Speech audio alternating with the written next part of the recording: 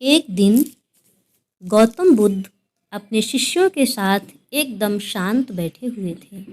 उन्हें इस प्रकार बैठा देख शिष्य चिंतित हुए कि कहीं वो अस्वस्थ तो नहीं है।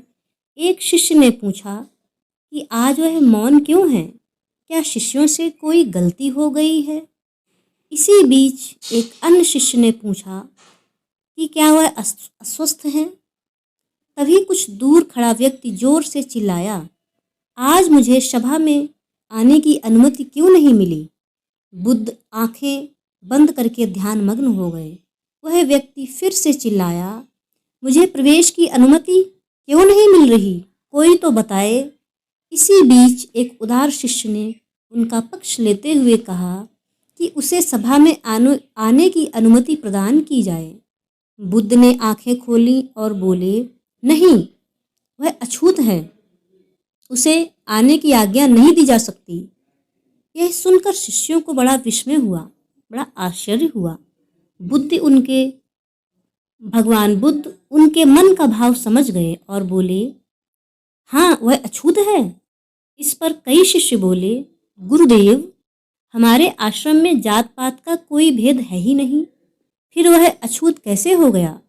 तब बुद्ध ने समझाया, आज वह क्रोधित होकर आया है, क्रोध से भरा हुआ है।